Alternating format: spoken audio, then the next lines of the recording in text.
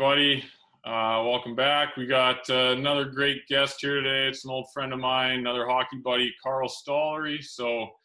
Karl also was a Division I college hockey player. From there, he went on to play with the Colorado Avalanche, San Jose Sharks, New Jersey Devils, and then made his way over to Europe.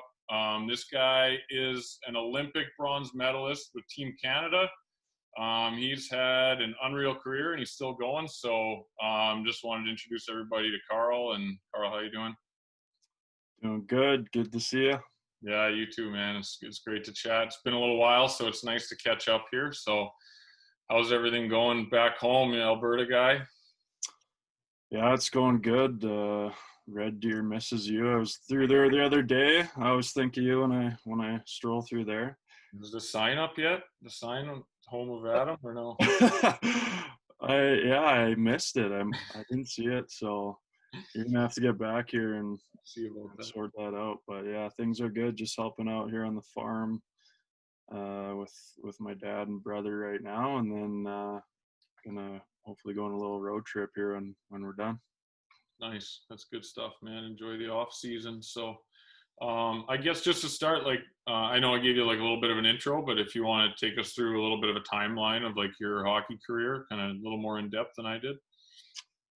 Yeah, that's those are the NHL teams I started with, and obviously playing with you at Merrimack for a couple of years was awesome. Loved that experience. We had a few Albertans on that team, so always good memories thinking about that. But then yeah, I got started in the American League with Colorado's farm team, Lake Erie. Got some games with Colorado, then ended up going San Jose. So I was in Worcester for a bit, then San Jose in the American League, and a few games with the Sharks, then a few games in New Jersey, Albany. So kind of all over, a little bit of a suitcase in the American League. And then, went to Riga in the KHL. Went to Jokerit after that. And then last season I was in Frölunda in the Swedish League, and not sure where I'm going yet this year, but hopefully I'll have a job somewhere over there again. Awesome. That's great, man. Yeah. And like, we were talking a little bit before we started the video, obviously, but, I'm sure it's like a tough decision to leave like North America and kind of give up the dream on the NHL, but just kind of worked out that the Olympics were that very next year. So the first year you went over to Europe, you had the opportunity to play for the Canadian Olympic team. So what was that like for you? Yeah, it was pretty cool how that worked out. We were talking about that a little before. Just that decision to leave North America is always a big one. Kind of deciding whether to give up on that NHL dream, basically. That's kind of what I was thinking. It was tough because I had some good games with New Jersey that year, but after 5 years, I was kind of feeling ready to go. And the Olympics hadn't really played into that decision. We didn't know yet that NHL guys weren't going. And I also knew how many good players were in Europe. That'd be a pretty difficult team to make, but somehow ended up working out, made the team, and got to go to South Korea. So it's pretty crazy how it worked out looking back at it. And it's pretty special to be a part of something like that. For sure. So I made you get the medal out. So let's see the medal quick here. Yeah, got it back in the old childhood room here. So I got my little collection, but this is the bronze. Pretty cool to see. It's a little scuffed up, but a lot of people have been able to see it, which is pretty cool. Just amazing. Yeah, and like we were saying, I mean, through my experience with like the inline, the double IHF, playing for Team Canada and stuff, it's always, it might sound weird if you never had the experience, but I mean, I've been in all three. I've won gold, I've lost silver, and I've won bronze, and I would take winning the bronze over losing the silver every day of the week, man. It's an amazing experience to win a medal at a stage like that. And obviously, the Olympics is 10 times what I've ever been a part of, but so it must have been awesome for you.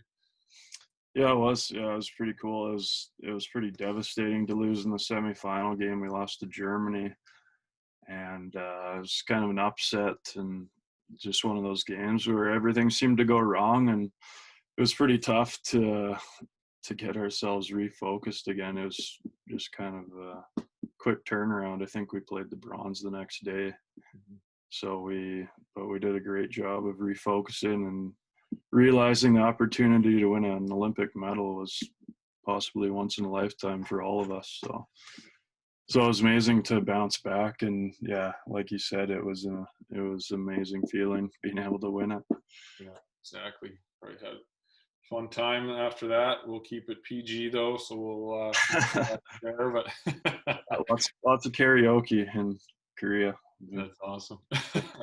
That's great. But all right, so obviously we're here to talk a little bit about nutrition, and you're always one of those guys. I mean, ever since I've known you, which has been a real long time now, we've actually known each other since we were kids. But I know you got pretty into your nutrition as your career went on, right? So, just over the course of your career, maybe starting with like college, how has your nutrition evolved? Yeah, it's definitely changed. I've gone through different phases, I guess, but it was always something I was pretty focused on. I was always a smaller guy growing up and fast metabolism, always trying to gain weight and get stronger. So I was basically just eating as much food as I can, no matter what it was growing up. And yeah, in college that continued, I say, once we started lifting a lot of weights through our college strength program and not playing as many games. I mean, you know that feeling well. I think they had to lock you out of the gym at one point, probably. So we spent a lot of time together in there, and in the cafeteria too, just always walking in and seeing your salad plate with a couple chicken breasts. You led the way. I think you're one of my role models for sure. So that was nice to have you around there. But yeah, it kind of evolved through there. The cafeteria wasn't always the best options, but I was just kind of getting as much food as I could. And then once I turned pro, I started having to cook for myself a lot. So that kind of made me start looking into it more, of figuring out how to cook things and what types of food I should be buying. So I was reading books and trying to get a little more healthy, a little more whole foods and less processed stuff that we were eating in college. But yeah, it's I would say it's kind of evolved to where it's balanced, where I don't want to be freaking out if I'm at someone's house eating a piece of cake or worrying about every little thing. So Yeah. just having that balance has been key. But I think it's a big part. Just there's so many things that can separate guys when you get to a high level. So the more you can get dialed in, I think the more it's going to help you. Yeah, I mean, I agree. I've been saying that to a lot of people lately, and I try to like push this to the university kids that I'm the dietitian for now, right? It's like this is like a major factor in your performance, but not everybody's doing it, right? So it's like, once you get into like Division 1 pro, the discrepancy of like skill goes from like here to here to here to here, and then once everybody's a pro, everybody's really good at that point. So you got to try to find that something that'll put you ahead of the game, right? So that was kind of the one thing I always thought, like, like you brought up, like college. I mean, I figured out that like I wasn't going to be a superstar, so I had to find a way to like get a little bit of a competitive edge on people. And if that meant me like dialing in my nutrition in and being in better shape than other people, like I think that's one of those things I use to kind of propel my career forward, right? So that's the one thing I think is important to get across to people, that it's a huge player in your performance, but everybody's practicing, everybody's doing the on ice, the skills, these types of things, but not everybody's worrying about nutrition, right? So Yeah. it's important.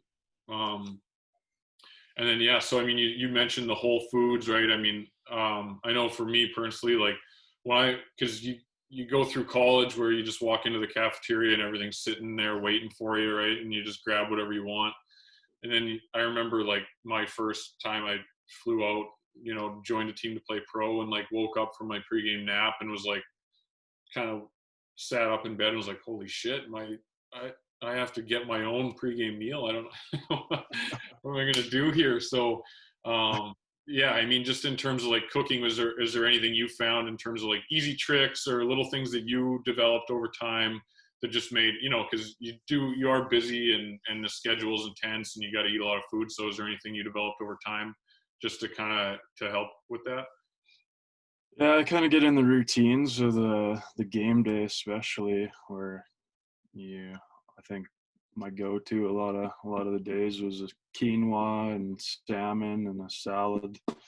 Kind of was my go-to for a long time. You just start getting used to it, being in that routine. Where at the start, like you said, it's pretty weird having to figure out your own meals.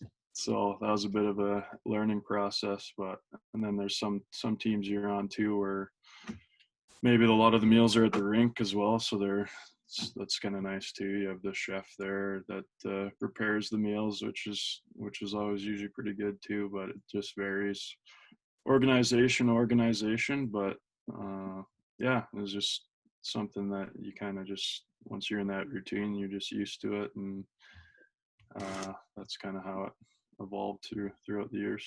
Yeah, for sure. So, the one thing you mentioned, like, obviously depending on the team and depending on the situation, you have a little bit more resources depending where you're at. But was there any specific like nutritionists or anyone you've worked with along the way with different teams that kind of taught you something that stuck with you over the years? Or Yeah, that's another thing that was interesting. The different organizations were more into it than others. Where maybe some of the teams would have their own dedicated nutritionists that would give us talks and presentations. And yeah, I think it's when you're a younger guy coming into the league, that's something maybe they're taking more out of. But I think at that point, most guys kind of know, and maybe it's just a good refresher. Sometimes you realize you can start letting things slip a bit, and then you get someone in there that gives you a little presentation and might bring you back to trying to get things a little more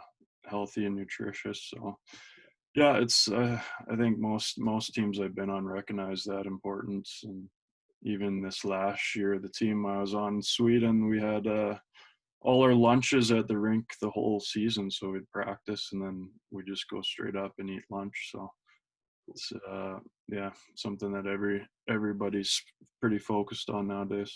yeah, it's awesome. Yeah, it's definitely becoming a thing where they're starting to realize the importance, right? So, what was typical lunch like at the rink there? Like, how did they do with the food for you guys?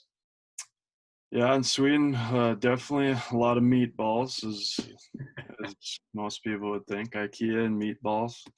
So there's days when I got a little sick of that.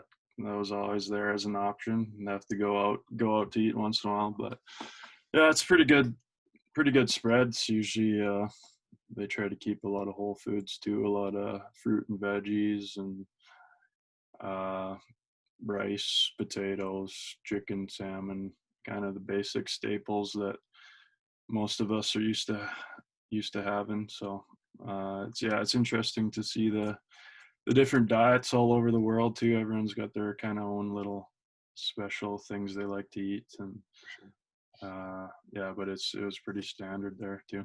Yeah, well, that's cool. Yeah, and I know like being, having some experience playing over in Europe, like just tournaments and stuff, but it's a lot more, I think like fish focused and things like that, where, you come from North America where everything's kind of beef and chicken focused or whatever, right? And then you get over there and it's a little different with like the carbs they serve, maybe a little more breads and things like that and pastries and that. And then maybe a little more fish focused and stuff, right? So, Yeah, no, it's kind of that was the weirdest thing probably seeing over there. The breakfast, you go to breakfast and there'll be fish out there, and that's something something I still haven't been able to get used to, but that's just something they've been growing up with. And yeah, I think that's a good addition to the diet though, getting some more fish in there.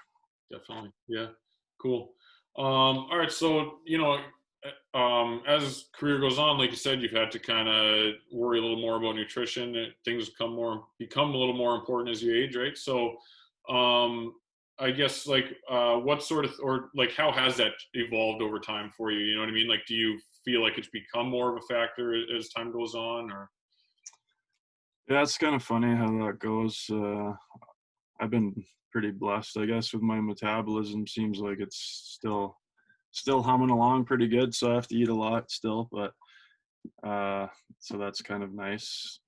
Just not worrying as much about what I have to eat. But yeah, it's kind of weird. Instead of, I think, getting more serious about it, I've gotten less serious about it because I think I've went through a phase of being super hardcore where I wouldn't eat anything ever that was bad, and now I think I've relaxed a little bit more where not you don't need to be perfect all the time, and if you are gonna have a cheat meal here and there too, it's just something you should enjoy and not feel guilty about. So I think socially too, just hanging out with people over food, that's it's a great social thing too. So uh yeah, I think it's kind of gone opposite for me where I've gotten a little less intense about it, but I think that balance, like I was talking about before, is a huge key, that you're still eating really healthy and nutritious, but you don't have to be crazy about it all the Yeah. time.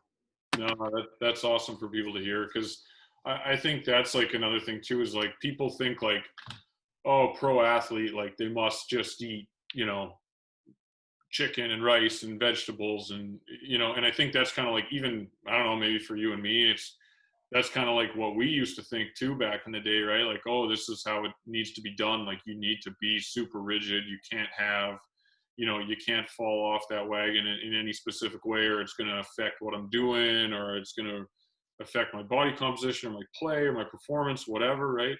But yeah, I think, like you said, it best is like there, if you take, just appreciate those kind of meals where you go off of the meal plan a little bit, or off of the path, like you learn to like really enjoy those. And I Mhm. think that's important. And like you said, those social situations, and probably me and you are in the same boat with that, is like there's definitely times when like you're too freaked out about what food's going to be served to even enjoy yourself sometimes, right? It's like Mm. once Yeah. you kind of relax and realize like, all right, this isn't life or death. Like, I've had whatever, of my 21 meals I ate this week, like 19 of them were super on point. Like, it's not gonna hurt me if like two of them, where I go out with the boys or go out on a date or whatever, Mhm. I'll be just fine, right? So Yeah, no, for sure. That balance is huge. yeah, definitely, yeah, especially, yeah, like you said, just the social aspect of things and mental side of things, right? So I guess the next question is like, how much what amount of like your success would you contribute or attribute to your diet? You think it's played a good factor in your success as an athlete, or? Yeah, like we were talking about with the separation between players at high levels, you don't know what it's going to be sometimes. So I think all those little things add up, and nutrition is definitely a huge aspect of it. I think it's hard to say. I mean, if I would have made teams or not based on solely nutrition, but I think it's something that's definitely been a huge part of my career. I think, yeah, as the career goes on too, you start thinking about longevity, and you see some examples of players in all sports that play well into their 30s and even 40s. Guy like Tom Brady, looking at that guy, that's one of his big things is the nutrition side. So that's something I do think about too, is being able to play a long time. And I think it's something that adds up over the years, that to still feel good and strong going into the 30s in your career. I think nutrition definitely plays a huge role in that. Yeah, for sure. No, I'll agree with that. Right? It's like, I mean, obviously, at this stage of the game for you, like recovery is probably the biggest thing. Like, what you know the product you're putting out on the ice most nights. Like, you've been at it long enough now. Like, you're a pro. I'm sure you're consistent with your play most nights, right? But I think that's the thing, is that recovery piece, right? Where nutrition is a big part of that. I know you're like a big like you're huge into like recovery modalities, right? Like, you got saunas going, and what's the I'm blanking on the name, but the things on your legs and all this stuff. So I think nutrition probably is a huge recovery modality for you too. But Yeah, definitely. That's a huge piece. Post game meals and post practice, I think, are huge. Just getting that back into your body right away. But yeah, the Normatec too, the compression pants. I've had those for probably 6 years now, and I like those. And then yeah, like you said, the sauna too is. I probably push it to where it's makes me more tired because I'm so addicted to it now. But it's good for the mental part too. Just relaxing in the sauna after and taking a cold tub. It's kind of been those are kind of my main things that I've been doing lately. you like the sauna so much that you shipped one home from Finland, right? Figured out how to build one or what? Yeah, that's the project right now. We're getting into the cedar phase right now, but I got a heater from Finland, and I got a barrel sauna last summer too, so we've been using that in the meantime. But yeah, it's one of those things I picked up in Finland where they're definitely onto something over there with those. So we'll have to get one made up for you here in your backyard. That's it. Yeah. Well, once the company takes off, I'll fly home and I'll come for a sauna for sure. Sounds good. You'll be the first customer. Yeah, I'm all right with that. That sounds good to me. All right. So in terms of we were talking recovery, and also you brought up like Tom Brady and stuff, which kind of leads me to my next question about just like hydration and recovery tactics that you've experienced on the different teams you've been on. Like, is there anything cool like that teams have done, like just in terms of like testing or monitoring or whatever to make sure you guys are at your peak? Or Yeah, that's been different with different teams too. I think the Olympics was probably we were doing the HRV monitoring and the heart rate variability. So everyone on the team had an app on our phone, and we'd put our finger on it every morning on the camera or something, and it would send all the data to our strength coach, and he would put it into a big graph, and he'd basically monitor our team's recovery score every day. So we'd bring that to the coaches, and they were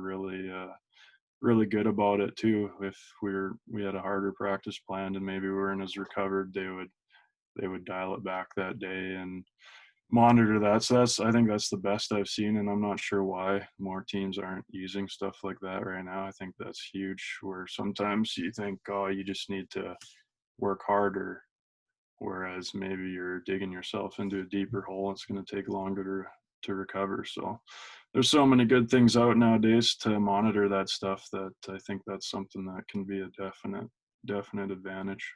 for sure. Yeah, dude. I mean, I do it. I got this the Whoop strap. So I mean Mhm. that does my daily HRV, resting heart rate, recovery, sleep, all that stuff. So I get like basically a report through the app or whatever every morning, when I wake up, and telling me that whether, how recovered I am, and basically gives you like a little like, you're either primed for performance or you should take it a little easier today. Yeah. Um, I got a problem with my ego, so usually the days when it tells me my recovery sucks are the days when I work out harder. So I'm like, you're I can't tell me this. Like, you're just mad about it, so you yeah, go harder. exactly. But yeah. So no, but dude, that's a real thing. Like I think that's becoming huge, like especially the HRV, and yeah, in terms of recovery, those Aura rings are another pretty good option, I think, for people. Yeah, that's the one I have. I have the Aura. Do you like that thing?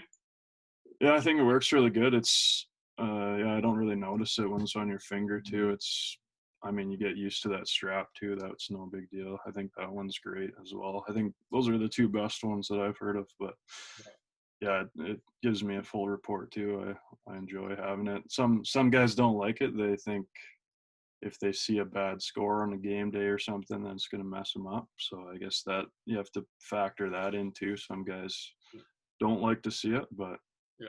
uh, yeah. So Cool. there's pros and cons. Yeah. And are you pretty like like on point with that? Like, especially like obviously, in season is kind of what it is, but like off season, are you going off of your recovery scores and stuff in terms of your training, or? Yeah, that's for me. That's more what it is. A lot of the in season, I don't really have control of. It's whatever we have to be doing. We have to do it anyway. So it's more off season. If I get a lower score one day, maybe I won't. I'll take the day off or push a little harder on days I have good scores, stuff like that. So I think it's pretty handy to have. Yeah, no, that's super cool. Yeah, no, that's great. I mean, obviously, like leave it to Hockey Canada to do it right, right? Yeah, world class. Exactly. Yeah. Yeah. I got to ask you too, since we're talking nutrition, how was the food situation over there? Obviously, you're going over to like Asia. It's a quick, I don't know how long you're there, like 2-3 weeks, right, for the tournament. And I mean, what do they do just to kind of make you guys comfortable feeling at home while you're there? Yeah, it was amazing. Just in the athletes' village, there's a huge tent with the cafeteria. So there was food at all times, and basically just any food from all over the world was there just to cater to every athlete. I think there was definitely some local stuff, which was cool. The kimchi, stuff like that, the Korean beef, that was pretty good just to try. And we went out a couple times too to local restaurants, which was cool. We got a couple days off, so we got to go explore the local fish markets and stuff like that. So that was really fun. But yeah, mostly at the cafeteria, and yeah, we had all the options there. So it kind of there's also a McDonald's inside the tent. So Inside. it's kind of funny that you think Olympics, like, oh man, it's probably just super healthy all the time, but there's maybe some of the curlers were hitting that one up a bit more than the other athletes. Not to put them down, just kidding. But yeah, definitely after the competitions were over, some athletes were done early too, but they ended up staying longer, and having the McDonald's in there was pretty popular too. That's awesome. No, that's cool.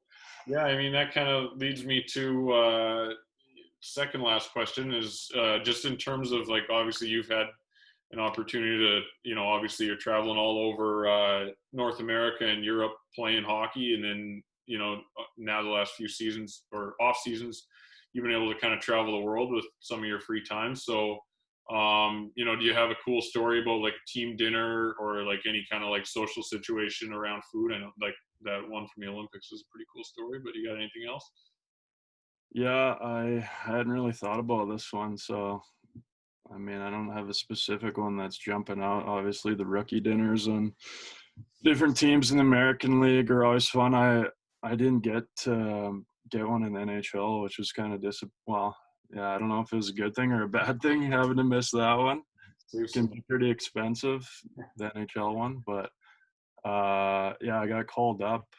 I think it was a couple days before they were doing their rookie party in Chicago. It was with Colorado, and I ended up getting sent down the day of, I think their rookie party was that night with the rookie dinner at some steakhouse. So I was nervous about it, but at the same time, it's such a good meal, like great steakhouse and good wine and stuff like that. So it would have set me back some money, but so I missed out on that one. But yeah, we had some good ones in the American League too. You gotta tell the joke or impersonate someone on the team, and it can get kind of embarrassing and a little heated maybe too if you imitate someone in the room and they don't think it's too funny. So there's been some good ones like that, but yeah, lots. I think the Europe ones that are cool are just tasting different foods, and when I've been able to travel on the off season too, it's just super interesting. That's the one of the parts I love about travel is just tasting the local foods and getting to experience it. I don't know what the weirdest thing I've eaten is. There was some pretty weird stuff in South Korea at some of those fish markets. So my dad he was jumping right in, just eating all the stuff, and we didn't know what it was, but it was, yeah, it was fun to try anyway. That's awesome. No, that's super cool. And then last thing, I guess, and I'll let you get on with it, but just if you had a message, for I guess any like young athlete coming up, trying to kind of increase their performance, max out on their potential, I guess you want to call it, just in terms of nutrition or even training, because you're big into the both of them. Just any message for anybody? Yeah, I think it's pretty. I mean, things are simple but hard, I guess. I like that. Like most of us kind of know the principles that work, but they're not always easy to do. It just takes hard work and commitment, but I think it pays off too. You see guys that you grow up with who are maybe have more talent, more skill, but they're not doing the right things, and eventually it's the guys that are consistent over time that are the ones that end up achieving the goals that they want in life. So I mean, some guys can get by on just a ton of skill at times, so you see that too, but for most people it's just that consistency over time, just doing those little things. But I think along with that, you need to enjoy it. See a lot of guys get burnt out too, or maybe too serious and want it too bad. So you got to have that enjoyment. Just remember why you're doing it, and just have fun with the process too, because that's another thing. I think why I've played this long is just being able to enjoy it, and it's something I love doing. So that's important to remember too. Absolutely. Let me tell you what, it's better than waking up, going to work every day, going to the office every day. That's for sure. You love what you're doing too, so. I do. Yeah, no, I definitely do. So, but don't, I will tell you, I do miss playing most days, but no, Yeah.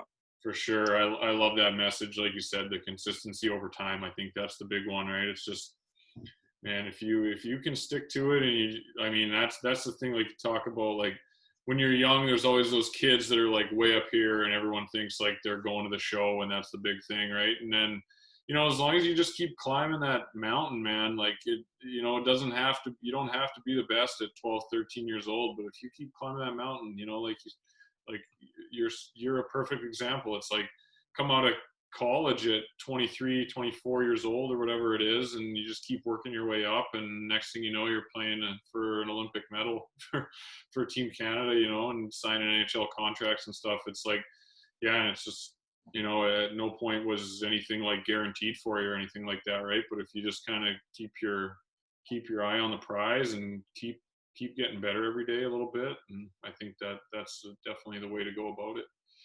Yeah, I agree. You're kind of similar to me in the things that you've worked for in your life. Just building it over time. No one's an overnight success in anything in life. So yeah, it's definitely good to have people like you too that are good role models and good to look up to. Oh, that's it. Now I look up to you. I wish I would. So no, man, dude, it's been great chatting with you. Really, I mean, I appreciate you taking the time and giving us your kind of, I guess, your experience and your knowledge, nutrition related and athletics related. So I appreciate you chatting with me today. Yeah, no problem. Good chatting with you too. We'll have to do it again. Absolutely. We'll film the next one in the sauna. Deal. And the ice bath. That works. Good. All right. Thanks, Karl. No worries.